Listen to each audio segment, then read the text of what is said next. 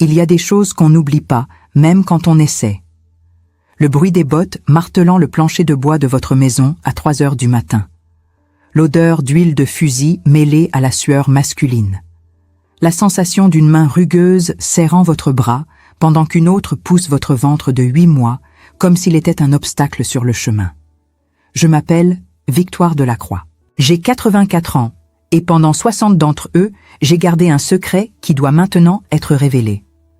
Pas parce que je le veux, mais parce que les mortes ne peuvent pas parler et quelqu'un doit témoigner de ce qui leur est arrivé. Quand les soldats allemands m'ont arraché de chez moi cette nuit de mars 1944, j'étais enceinte de 33 semaines. Mon fils bougeait tellement que je pouvais à peine dormir. Il donnait des coups de pied dans mes côtes comme s'il voulait déjà sortir, comme s'il savait que quelque chose de terrible allait se produire. Je ne le savais pas encore, mais il avait raison.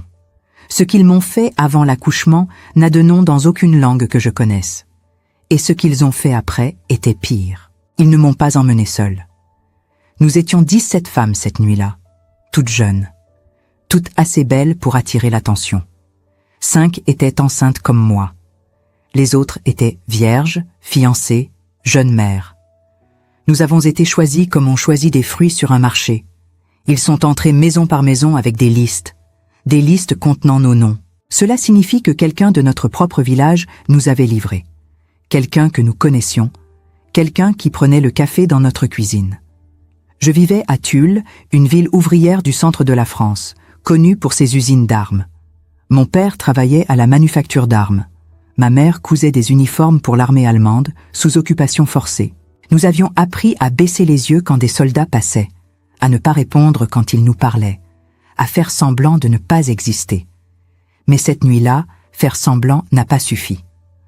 Henri, mon fiancé, a essayé de me protéger. Il s'est jeté devant le soldat qui me tirait vers la porte. J'ai entendu le bruit de la crosse du fusil frappant sa tête avant de voir le sang. Puis, le silence. Ma mère a crié.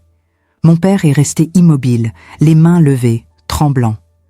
J'ai regardé en arrière une dernière fois avant d'être poussé dans le camion. J'ai vu ma maison. J'ai vu la fenêtre de ma chambre, où le trousseau du bébé était plié sur la commode. J'ai vu toute ma vie disparaître pendant que le moteur du camion engloutissait toute chance de retour. À l'intérieur du camion, nous étions 17 corps serrés. Certaines pleuraient. D'autres étaient en état de choc. Une fille de 16 ans a vomi sur mes pieds. J'ai tenu mon ventre avec mes 2 mains et j'ai prié pour que mon fils ne naisse pas là, dans l'obscurité, parmi des étrangères terrifiées. Nous ne savions pas où nous allions. Nous ne savions pas pourquoi. Nous savions seulement que quand les Allemands emmènent des femmes au milieu de la nuit, elles ne reviennent généralement pas de la même manière. Le trajet a duré des heures. Quand le camion s'est finalement arrêté, j'ai entendu des voix en allemand à l'extérieur. Des ordres brefs, secs. La bâche a été tirée et la lumière des lanternes nous a aveuglés. Nous avons été forcés de descendre. Certaines ont trébuché. J'ai failli tomber, mais une main m'a retenu par le coude. Ce n'était pas de la gentillesse, c'était de l'efficacité. Ils avaient besoin que nous arrivions intacts. Nous étions dans un camp de travail aux abords de Tulle. Je connaissais cet endroit. Avant la guerre, c'était une ferme. Maintenant, des clôtures de barbelés, des tours de guet, des baraquements en bois pourri. Odeur d'égout et de chair brûlée. Il y avait d'autres femmes là-bas. Françaises, polonaises, une russe. Toutes jeunes. Toutes avec ce regard vide que je ne comprendrai que plus tard. Le regard de celles qui n'attendent plus rien. Si vous m'écoutez maintenant, vous pensez peut-être que c'est juste une autre histoire de guerre. Un autre récit triste qui va se terminer par une leçon réconfortante. Ce ne sera pas le cas. Parce que ce qui s'est passé dans les semaines suivantes n'a aucun réconfort possible. Et si vous pensez avoir déjà entendu des histoires pires, je vous garantis que vous n'avez pas encore entendu la mienne. Nous avons été séparés la première nuit. Les femmes enceintes ont été emmenées dans un baraquement différent. Ils ont dit que nous recevrions des soins spéciaux. Un soulagement a traversé ma poitrine pendant 1 seconde.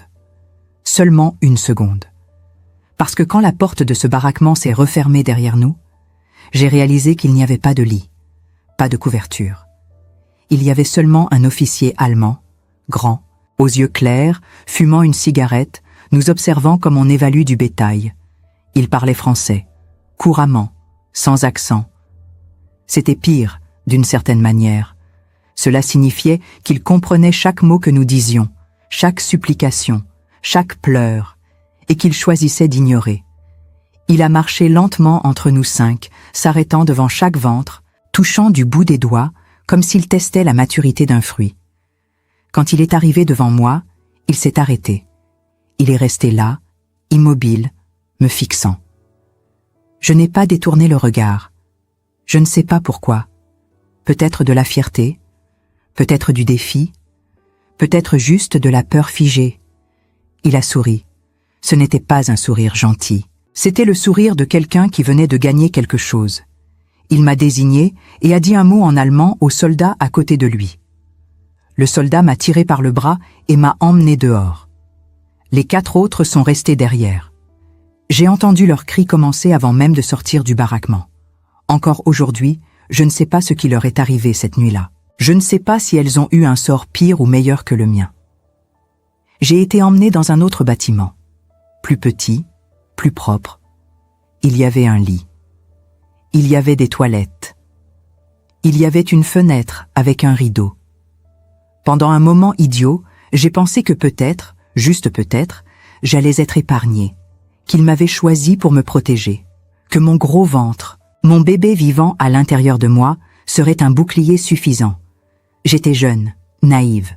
Je croyais encore que les monstres respectaient des limites. Il est entré dans la chambre 2 heures plus tard. Il a verrouillé la porte derrière lui. Il a enlevé sa veste lentement, la pliant soigneusement sur la chaise. Il a allumé une autre cigarette. Il m'a regardée. J'étais assise sur le lit, les mains sur mon ventre, essayant de me faire plus petite. Il s'est approché. Il s'est assis à côté de moi. Il a posé sa main sur mon visage. Sa paume était chaude. Ses doigts sentaient le tabac et le métal. « Tu es belle », a-t-il dit en français parfait. « Ton bébé va naître ici, sous mes soins. Tu vas me remercier pour ça. » Je ne l'ai pas remercié. Pas cette nuit-là, ni pendant les 27 nuits qui ont suivi. Si vous écoutez cette histoire maintenant, d'où que vous soyez dans le monde, sachez que chaque mot que je dis est réel. Chaque détail, chaque horreur. Et si quelque chose en vous demande d'arrêter d'écouter, je comprends. Mais je n'ai pas pu arrêter de vivre. Alors s'il vous plaît, n'arrêtez pas d'écouter. Laissez votre marque ici, dans les commentaires. Dites-moi d'où vous êtes, pour que je sache que je ne suis plus seule. Pour qu'elles, celles qui n'ont pas survécu, sachent que quelqu'un témoigne encore. Les premières nuits, il m'observait seulement. Il s'asseyait sur une chaise dans le coin de la chambre, fumant, posant des questions. Mon nom, mon âge, combien de temps de grossesse, si c'était un garçon ou une fille. Je répondais à voix basse, craignant que n'importe quel mauvais mot me coûte la vie. Il semblait satisfait. Il disait que j'étais polie, que je comprenais comment les choses fonctionnaient ici. La 5e nuit, il a touché mon ventre, lentement, comme s'il en avait le droit. Il a senti mon fils donner un coup de pied et a ri, un rire court, presque enfantin. Fort, a-t-il dit. Ce sera un battant. J'ai mordu ma lèvre jusqu'au sang pour ne pas crier, pour ne pas repousser cette main, parce que je savais que si je résistais, il ne me ferait pas de mal. Il ferait du mal au bébé. La 10e nuit, il m'a violée pour la première fois, avec précaution, avec lenteur, comme s'il me faisait une faveur, comme si mon énorme ventre n'était qu'un obstacle technique à contourner. Il m'a tourné sur le côté, il m'a tenu par les hanches, et pendant qu'il le faisait, il murmurait à mon oreille que je ne devais pas avoir peur, qu'il n'allait pas faire de mal au bébé, qu'il m'aimait bien. Après, il a dormi dans mon lit. Je suis restée éveillée, fixant le plafond, sentant mon fils bouger, me demandant s'il pouvait sentir ce qui se passait, s'il savait que sa mère était détruite pendant qu'il grandissait. Les jours se mélangeaient, je ne comptais plus. Je mesurais le temps autrement. Combien de fois il venait la nuit? Combien de fois mon fils donnait des coups de pied après? Combien de fois je pensais à Henri et me demandais s'il était encore vivant, s'il me cherchait, s'il savait que je portais notre enfant dans un enfer qu'il ne pouvait pas imaginer. Le commandant s'appelait Sturmbannführer Klaus Richter. J'ai appris son nom parce qu'il le répétait. Il voulait que je le dise. Il voulait que je le prononce correctement, avec respect, comme si nous étions amants et non geôliers et prisonnières. Il avait 38 ans. Il était marié. Il avait 3 enfants en Bavière. Il me montrait leurs photos. 2 garçons et une fille, blonds, souriants, habillés en costume traditionnel. Il disait qu'il les aimait, qu'il lui manquait. Puis il se tournait vers moi et faisait ce qu'il faisait. Il n'était pas le seul. D'autres officiers venaient parfois. Pas dans ma chambre, Richter ne permettait pas ça. J'étais sa propriété exclusive. Mais je les entendais dans les autres baraquements. Les cris, les supplications, les silences soudains qui étaient pires que les cris. Une nuit, j'ai entendu une femme hurler en polonais pendant des heures. Au matin, elle ne criait plus. On ne l'a jamais revue. Il y avait une infirmière française dans le camp. Elle s'appelait Margot. 50 ans, peut-être. Maigre, les cheveux gris. Elle avait été forcée de travailler là parce que son mari avait rejoint la résistance. Elle me contrôlait 1 fois par semaine, prenait ma tension, écoutait le cœur du bébé avec un vieux stéthoscope. Elle ne parlait presque jamais. Mais une fois, alors qu'elle posait sa main sur mon ventre, elle a chuchoté. « Ne te bats pas. Survie d'abord, justice après. » Je ne comprenais pas à l'époque. Je pensais que survivre et se battre étaient la même chose. Mais elle savait mieux. Elle avait vu d'autres femmes enceintes avant moi. Elle savait ce qui arrivait à celles qui résistaient. Elles disparaissaient. Ou pire, elles accouchaient et leur bébé disparaissait. Margot essayait de me sauver de la seule façon qu'elle connaissait, en me conseillant de me taire, de baisser la tête, de laisser mon corps être utilisé pour que mon enfant puisse vivre. Mais comment fait-on ça? Comment une mère peut-elle se laisser détruire tout en protégeant ce qui grandit en elle? Chaque nuit, je me divisais en 2. Il y avait la Victoire qui subissait, qui fermait les yeux et imaginait qu'elle était ailleurs. Et il y avait la Victoire qui gardait une main sur son ventre, qui chantait mentalement des berceuses, qui promettait à son fils que tout irait bien, que maman était forte, que maman allait le protéger. Les semaines passaient, mon ventre grossissait, le bébé descendait. Margot me disait que c'était pour bientôt. 1 semaine, peut-être 2. J'avais peur. Peur d'accoucher dans cet endroit. Peur de ce qui arriverait après. Richter me parlait de plus en plus du bébé. Il disait qu'il veillerait à ce qu'il reçoive de bons soins, qu'il serait bien nourri, qu'il aurait une chance. Mais il ne disait jamais « ton bébé ». Il disait « le bébé ». Comme si l'enfant ne m'appartenait déjà plus. Un soir, il est entré avec une bouteille de vin français. Du bon vin, volé dans une cave quelque part. Il a rempli 2 verres et m'en a tendu un. J'ai refusé. Pour le bébé, j'ai dit. Il a ri. Tu es vertueuse même maintenant. C'est ce que j'aime chez toi, Victoire. Tu ne t'es pas encore brisée. Je ne savais pas comment lui dire que je m'étais brisée la première nuit, que ce qu'il voyait n'étaient que les morceaux qui tenaient encore ensemble par habitude. Il a bu les 2 verres. Puis, il s'est assis à côté de moi et a parlé. Vraiment parlé. Il m'a raconté sa vie, son enfance à Munich, ses études de droit. Comment il avait rejoint le parti parce que c'était ce qu'on faisait. Comment il avait grimpé les échelons. Comment il avait appris à ne pas poser de questions, à faire ce qu'on lui disait, à fermer les yeux sur ce qui se passait autour de lui. « Tu penses que je suis un monstre ?» il a dit. Ce n'était pas une question. C'était une constatation. J'ai gardé le silence. Il a continué. « Peut-être que tu as raison, mais les monstres ne naissent pas, Victoire. Ils sont créés par la guerre, par la peur, par des ordres qu'on ne peut pas refuser. » Je l'ai regardé, vraiment regardé, et j'ai vu quelque chose que je n'avais jamais vu avant. Il se croyait victime. Il pensait que lui aussi souffrait, que ce qu'il me faisait, ce qu'il faisait aux autres, était quelque chose qu'on lui imposait, pas un choix, une obligation. J'ai senti une rage monter en moi, une rage froide, dangereuse. J'ai ouvert la bouche, j'ai failli parler, failli lui dire tout ce que je pensais, mais je me suis souvenu des mots de Margot. Survie d'abord. Alors j'ai fermé les yeux, j'ai baissé la tête, et j'ai laissé le silence parler pour moi. Cette nuit-là, il ne m'a pas touché. Il est resté assis dans sa chaise, endormi, la bouteille vide à ses pieds. Moi, j'ai regardé par la fenêtre. Il pleuvait. Une pluie fine, froide, de fin mars. J'ai imaginé que cette pluie l'avait tout. Le camp, la guerre, les mains qui m'avaient touché. Mais le matin est venu et rien n'avait changé. 3 jours plus tard, les contractions ont commencé. Pas fort au début. Juste une tension dans le bas du ventre. Ça allait et venait. J'ai essayé de ne rien dire, mais Richter a remarqué. Il remarquait tout. Il a appelé Margot immédiatement.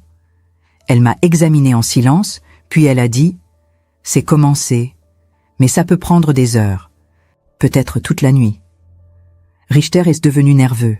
Je l'avais rarement vu ainsi. Il marchait de long en large, fumait cigarette sur cigarette. Il a ordonné qu'on me transfère dans une pièce plus équipée. Une ancienne salle qui servait autrefois d'entrepôt, maintenant transformée en quelque chose ressemblant vaguement à une salle d'accouchement. Il y avait une table métallique, des draps blancs, tachés mais propres, des instruments chirurgicaux alignés sur un plateau rouillé. Margot est restée avec moi. Elle me tenait la main entre les contractions, me disait de respirer, de ne pas pousser encore, d'attendre. Les heures passaient. La douleur augmentait. Ce n'était plus des vagues, c'était un océan qui m'écrasait de l'intérieur. Je transpirais, je tremblais. Mon corps faisait ce pourquoi il avait été conçu, mais dans le pire endroit possible. Richter entrait et sortait. Il voulait être là, mais il ne supportait pas de me voir souffrir. Ou peut-être qu'il ne supportait pas de voir que je souffrais à cause de lui, qu'il avait contribué à cette situation, qu'il m'avait gardé ici au lieu de me laisser partir. Vers minuit, les contractions sont devenues insoutenables. Margot a vérifié. « Il est temps », elle a dit. Elle m'a regardé dans les yeux. « Tu es forte, Victoire. Tu peux le faire. Pense à lui. Seulement à lui. » J'ai poussé, j'ai crié, j'ai senti mon corps se déchirer. J'ai pensé que j'allais mourir. J'ai même espéré mourir, pendant un instant, juste pour que la douleur s'arrête. Mais ensuite, j'ai entendu quelque chose. Un cri.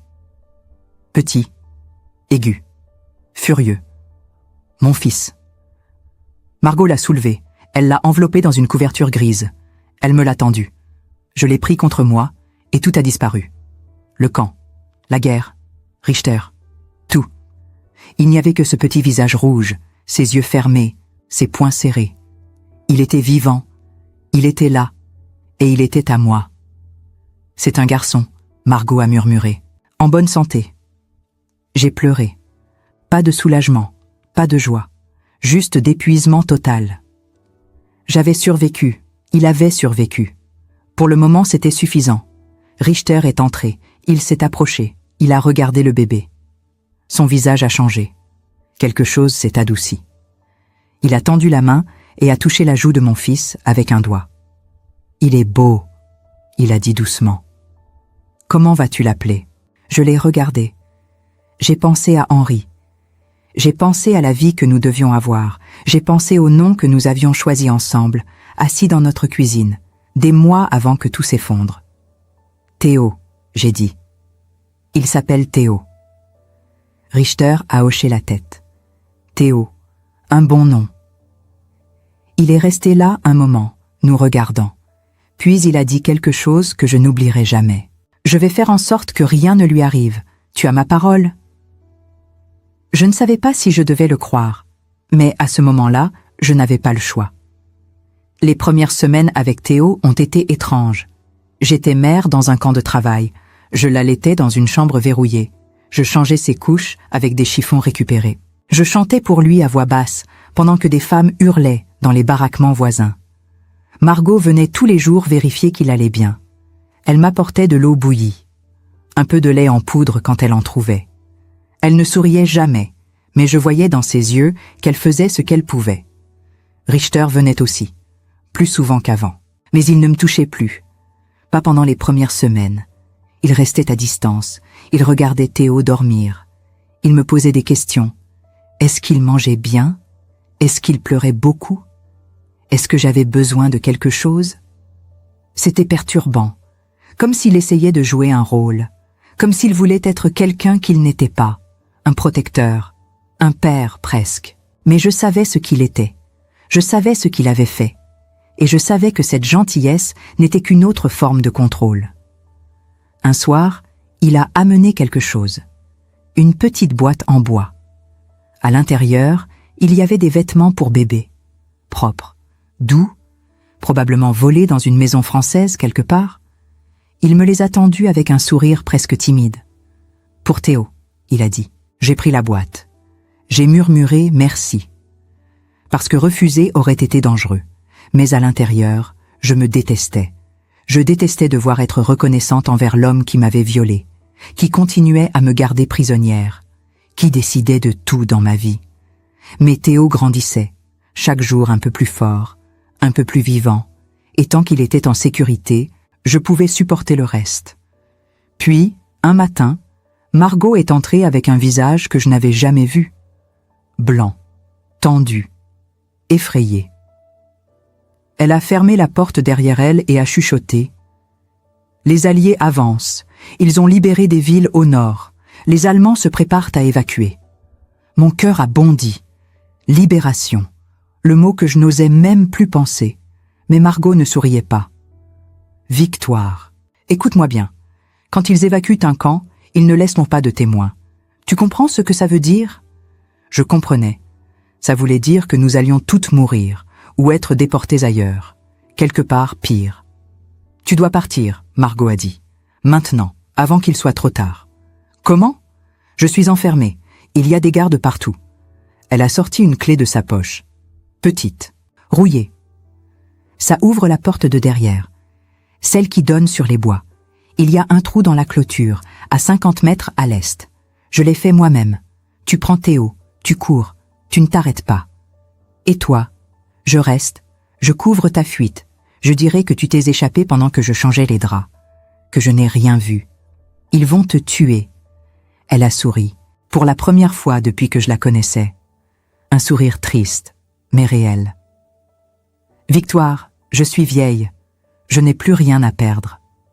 Mais toi et ce petit, vous avez toute une vie devant vous. Alors prends cette clé et pars. Ce soir. Minuit. Richter sera en réunion avec les autres officiers. Tu auras 1 heure, peut-être 2. Elle a posé la clé dans ma main, puis elle est partie. J'ai regardé cette clé toute la journée. Je l'ai serrée si fort qu'elle a laissé une marque dans ma paume. Je savais que c'était ma seule chance. Mais j'avais peur.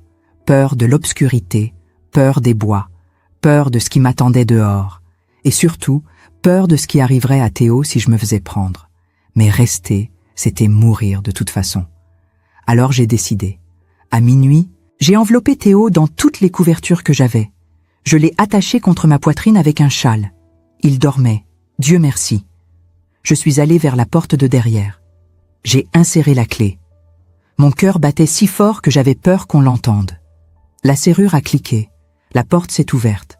L'air froid m'a frappé au visage. Ça sentait la terre mouillée, les pins, la liberté. J'ai regardé derrière moi une dernière fois. Puis, j'ai couru.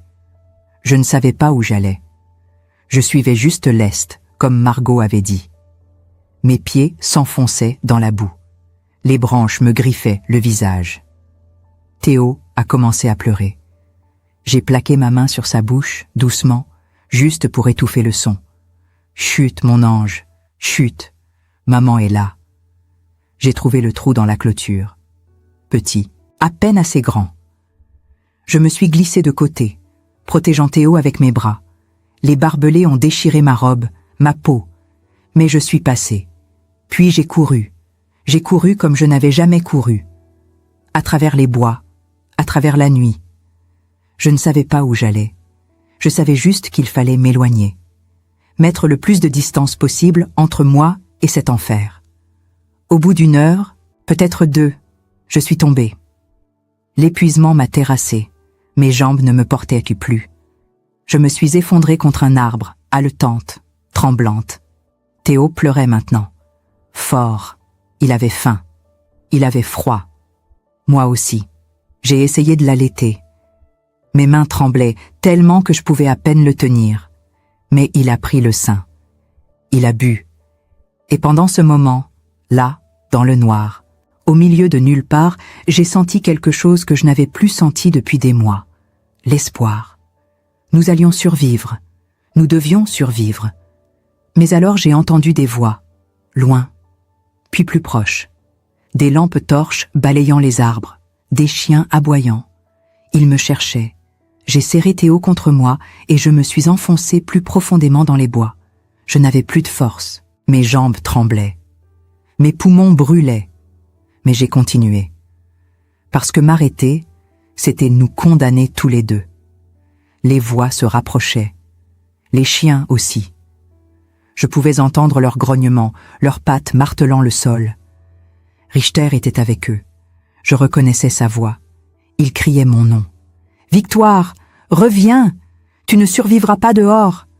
Pense au bébé! » Penser au bébé, c'était exactement ce que je faisais. Et c'était pour ça que je ne reviendrai jamais. J'ai trouvé une rivière. Petite, glacée, mais elle coulait vite. Je me suis souvenu de quelque chose que mon père m'avait dit quand j'étais enfant. Les chiens perdent la trace dans l'eau. Je suis entré. L'eau m'est montée jusqu'aux genoux. Froide. Si froide que mes os semblaient se figer. Théo a hurlé. Je l'ai remonté plus haut contre moi, essayant de le garder au sec. Puis j'ai marché. J'ai marché dans cette rivière pendant ce qui m'a semblé être des heures. Les aboiements ont diminué. Puis se sont arrêtés. Ils avaient perdu ma piste. Je suis sorti de l'eau à un endroit où les arbres étaient moins plus denses. J'ai trouvé un tronc creux.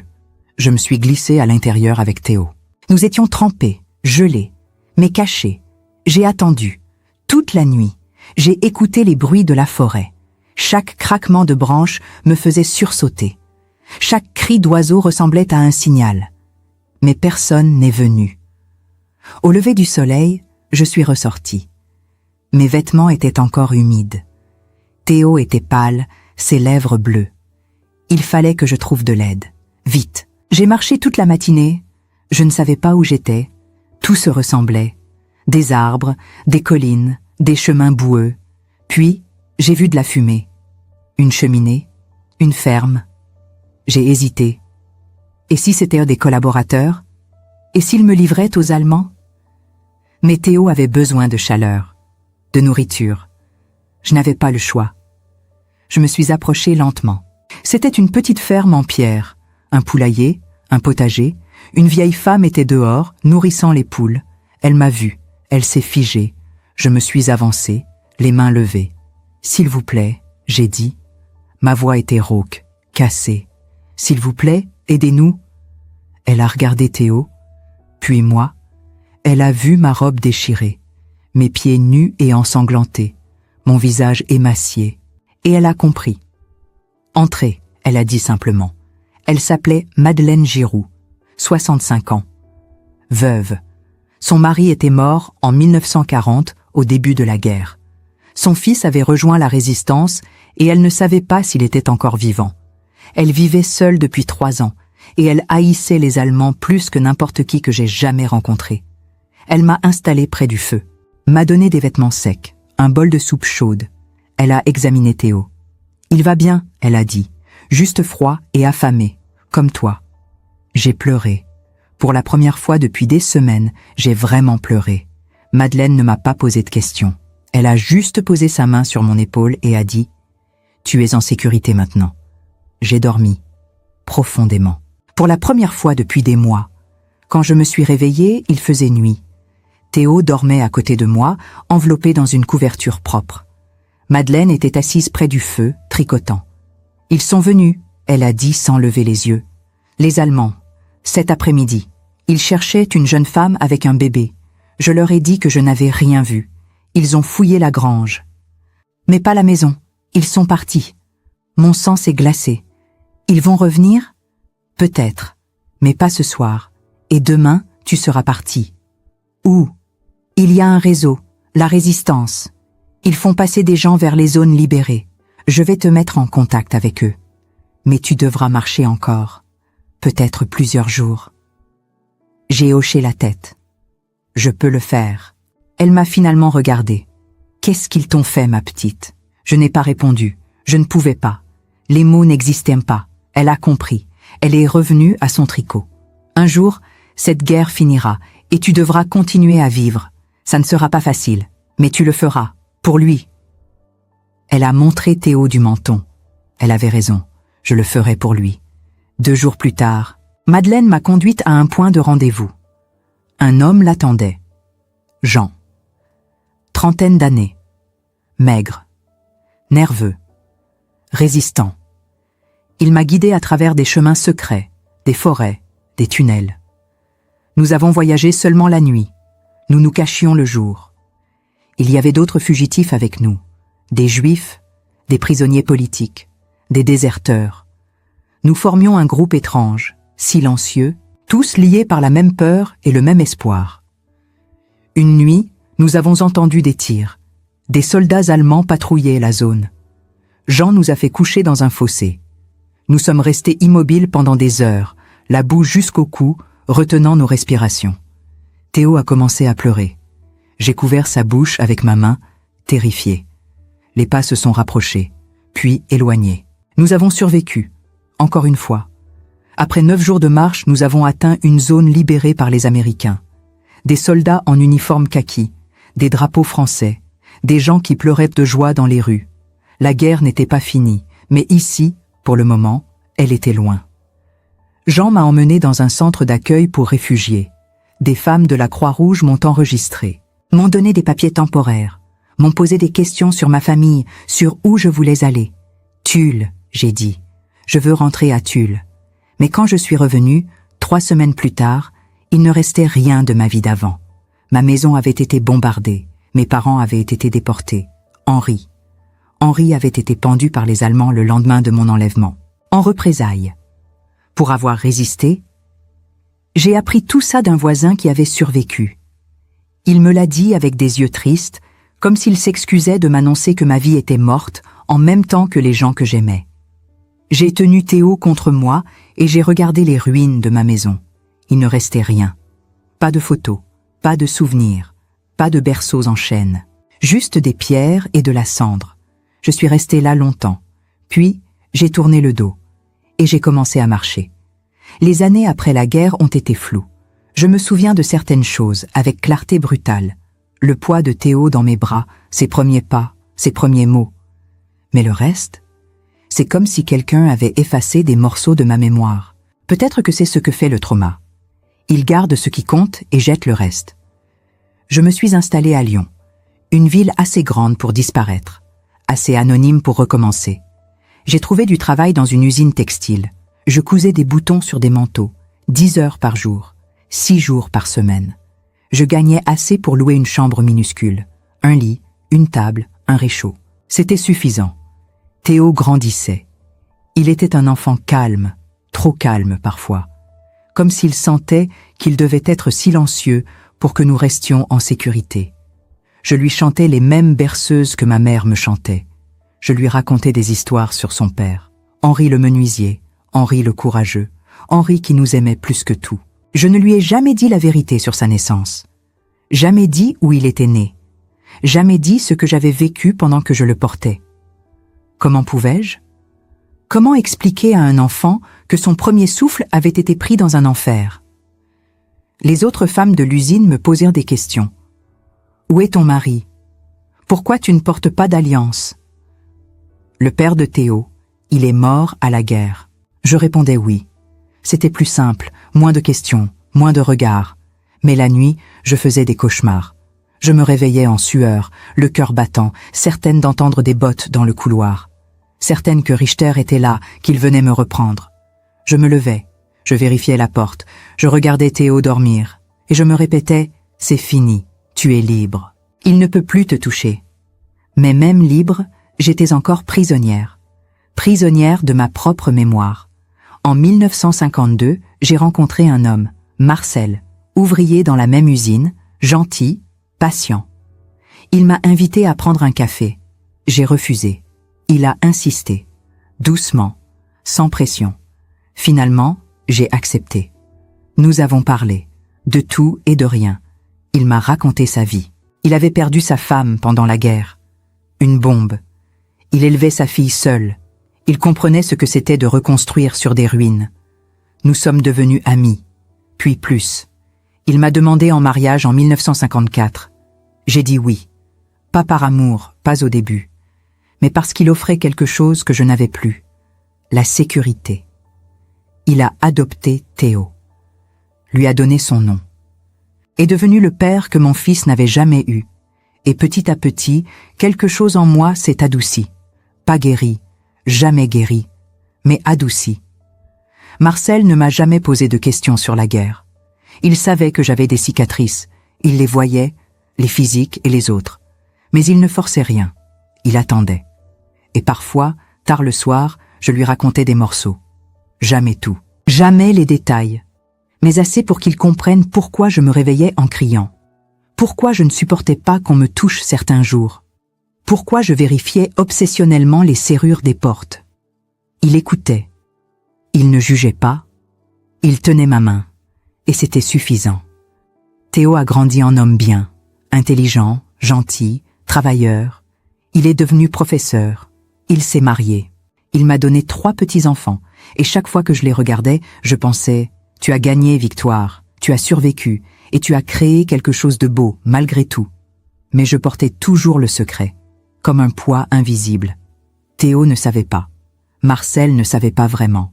Personne ne savait. Pendant des décennies, j'ai pensé que je l'emporterais dans ma tombe, que c'était mieux ainsi, que certaines choses ne devaient pas être dites. Puis en 2004, j'ai vu un documentaire à la télévision, sur les camps de travail français pendant la guerre, sur les femmes qui avaient été enlevées, violées, forcées de porter les enfants de leurs bourreaux. Et pour la première fois, j'ai entendu d'autres voix, d'autres femmes qui racontaient ce que j'avais vécu. Elles étaient vieilles, comme moi, leur visage marqué par le temps et la douleur. Mais elles parlaient, elles témoignaient, et j'ai compris que je devais le faire aussi. J'ai contacté les réalisateurs du documentaire. Je leur ai dit que j'avais une histoire, qu'elle méritait d'être entendue. Ils sont venus chez moi, ont installé une caméra, un micro, et m'ont demandé de parler. J'avais 81 ans. Marcel était mort 3 ans plus tôt. Théo était adulte, avec sa propre vie. Je n'avais plus rien à protéger, plus rien à perdre. Alors j'ai parlé, j'ai tout raconté. Le camp, Richter, les viols, l'accouchement, la fuite, tout. Ça a pris des heures. Je pleurais parfois. Je m'arrêtais, je reprenais. Les réalisateurs ne m'ont pas interrompu. Ils ont juste enregistré. Quand j'ai fini, l'un d'eux m'a demandé « Pourquoi maintenant? Pourquoi après tant d'années ?» J'ai réfléchi longtemps avant de répondre. Puis j'ai dit « Parce que pendant 60 ans, j'ai eu honte. Honte de ce qui m'était arrivé. Comme si c'était ma faute. Comme si j'aurais dû faire quelque chose de différent. Mais maintenant, je sais que ce n'était pas ma honte. C'était la leur. Et je refuse de mourir en la portant. » Le documentaire est sorti en 2005. Ma partie a duré 15 minutes. 15 minutes sur 60 ans de silence. Les réactions ont été intenses. Certaines personnes m'ont écrit pour me remercier, pour me dire que mon témoignage les avait aidés à comprendre quelque chose dans leur propre vie. D'autres m'ont accusé de mentir, de chercher l'attention, de salir la mémoire de la guerre. Théo a regardé le documentaire. Il m'a appelé après. Il pleurait. « Maman, il a dit, pourquoi tu ne m'as jamais rien dit ? Parce que je ne voulais pas que tu te sentes marqué par ça. Je voulais que tu vives sans porter ce poids. Mais ce n'est pas un poids, maman, c'est ta force. Tu as survécu, tu m'as protégé, tu as construit une vie malgré tout. » Ces mots m'ont brisé et guéri en même temps. J'ai vécu 8 ans après ce documentaire. 8 années pendant lesquelles j'ai reçu des lettres, des appels, des invitations à témoigner dans des écoles. Je l'ai fait quand je pouvais, parce que je pensais que les jeunes devaient savoir, devaient comprendre que la guerre ne se résume pas aux batailles et aux traités, qu'elle se joue aussi dans les corps des femmes, dans les ventres des mères, dans les silences qui durent des décennies. En 2013, je suis tombée malade. Cancer. Les médecins m'ont dit que je n'avais que quelques mois. J'ai refusé les traitements. J'avais 90 ans. J'avais vécu assez longtemps. Théo est venu me voir tous les jours. Il me lisait des livres, me parlait de ses petits-enfants, me tenait la main. Un après-midi, il m'a demandé « Maman, tu as des regrets ?» J'ai réfléchi, longtemps, puis j'ai dit « un seul ». Je regrette de ne pas avoir parlé plus tôt, de ne pas avoir dit aux autres femmes qui ont vécu la même chose qu'elles n'étaient pas seules, qu'elles n'avaient pas à porter la honte, que la survie en elle-même était un acte de résistance. Je suis morte le 7 novembre 2013, chez moi, entourée de ma famille. Théo tenait ma main, sa fille lisait des poèmes.